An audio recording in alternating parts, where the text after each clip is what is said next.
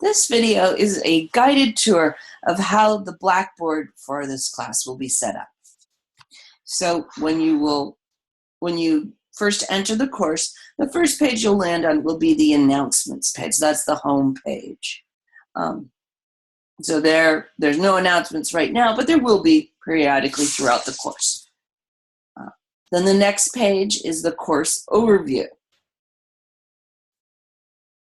And so, that gives you some links, sort of get you oriented to the course, lets you know what you will need, what's expected of you, what you can expect from me, the instructor. That's where you'll find the syllabus and the course schedule.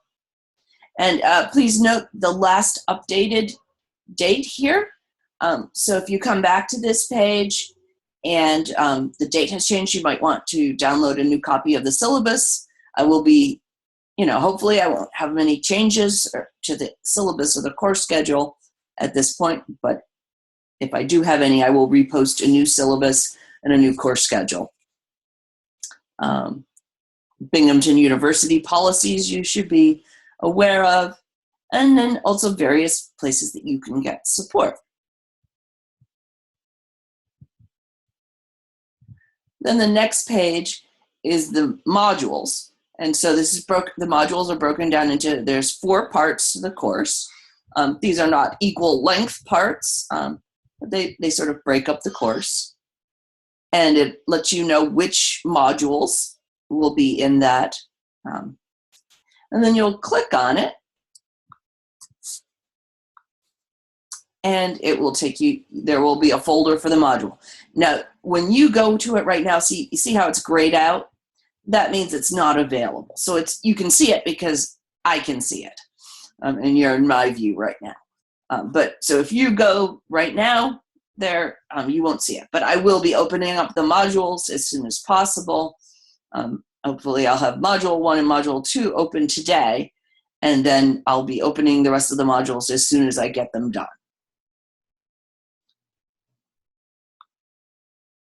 So just to show you, one that has more modules, there's a folder for each module.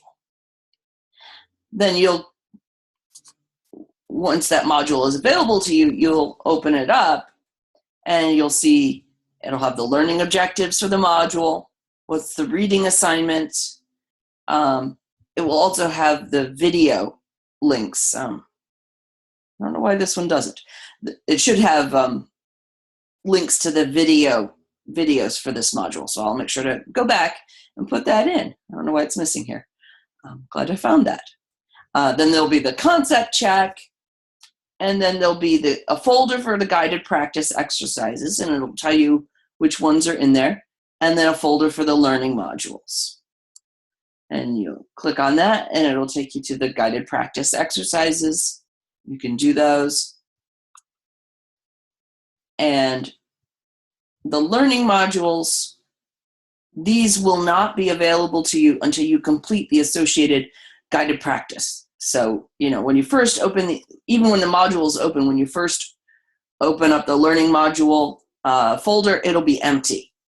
As soon as you finish the guided practices, then stuff will appear in the learning modules folder. Okay. Then the next page is for the timed assessments. And so there's a folder for each day, for each timed assessment day. And when you click on that folder, you'll find a couple of things.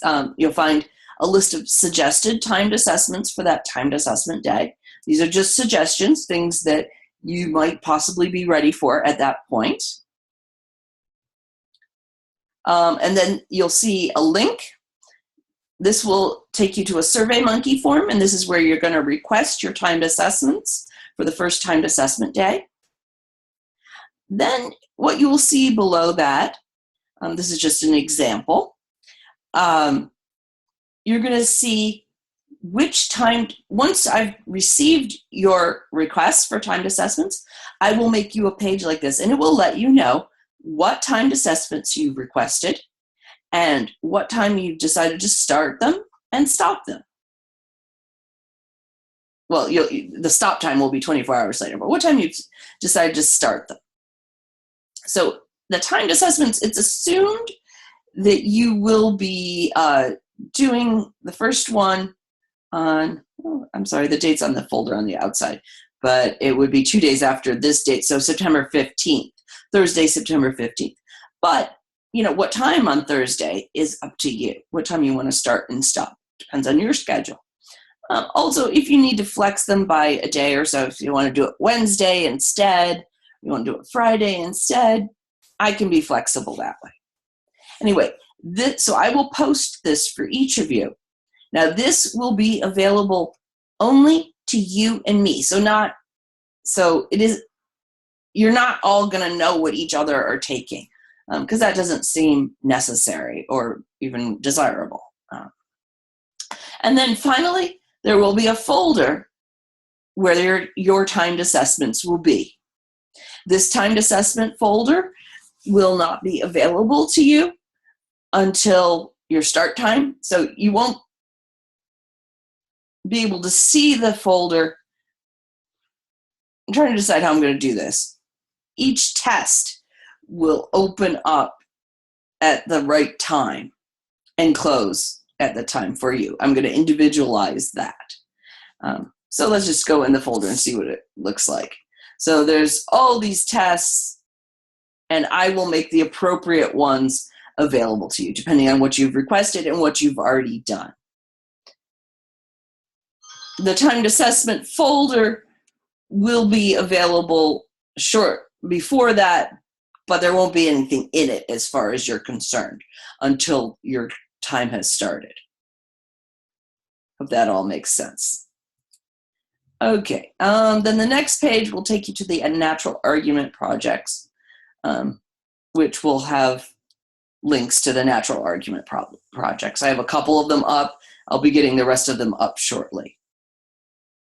Then there's a link that takes you to the handouts and video lectures. So that's another way you can access the handouts and video lectures for the course. There'll be a link within each module, but you can also do it through that link on the left-hand side. This, I think I'm not going to do. I'm going to take that away. I might periodically ask you for feedback on the course, but this was from when I did it as a summer course, and I know what I'm going to do with this. Yeah. So when I did this as a summer course, I gave everybody feedback once a week. And this was a way for people to give me feedback. And I also gave them feedback, but I just emailed it to them. I might do a thing with this and do it sort of periodically throughout the semester, maybe 4 times a semester or something, just to kind of let you know how you're doing in the course, but not weekly. That seems excessive. Okay. Then there's the discussion boards. So there's various places you can ask questions. You won't, other than there's one post you're going to be required to make. Other than that, you're not required to use this at all. But if you have questions about anything that other people might legitimately want to know the answer to also, I would like you to post it here rather than emailing me. So if you have some question about where do I find something? When is this due? How do I do this? Then post it under the appropriate thread. So, if it's a question about sort of the nuts and bolts of the course, it goes in the first thread. If you're having some kind of technical problem with something in the course, post it under technical help. And then, or if you have questions about the course material, then there are threads for each module.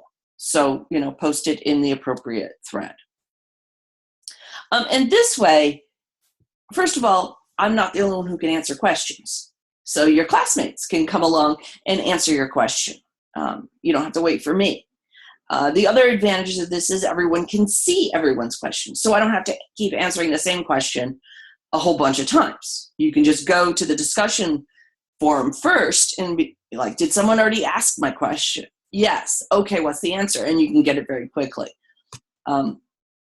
So that's the reasons for doing all of that. And I'm going to be really strict about that. If you email me something and it's something that should go on the discussion board, my answer to you will be, go post that on the discussion board and I will answer it there. So there's going to be probably a training process at the beginning of the semester. There always is. So yeah, that's how it's going to work. Technical help. So there's various things that I've tried to help you with. So I have a website, and if you're looking for technical help with the class, send email. If you want to send me or anyone else in the class an email, you'll click on that. Office hours will let you know when my office hours are. And also, there's a link here. You can get to my virtual office hours via Zoom. Now, you should set these up in advance, but because otherwise I won't be there. But you can actually also use the Zoom meeting room to meet with other students. So you can arrange with another student to meet there and like work on stuff together. Stuff like guided practice that you're allowed to work on together. And as long as that's not being abused, I have no problem with that. Okay, contact info. This tells you, where to find my office, what my office hours are, et cetera, et cetera. My grades, I already showed you this. This is the grade book where you'll access your grade book. And then finally, accessing graded assignments. This is what normally would be the My Grades in Blackboard.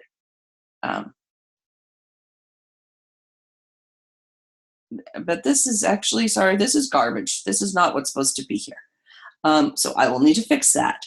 So never mind. This will be, I will fix this. And there's another video after I fix this. I will make another video that talks about how you access your graded assignments. So don't worry about this.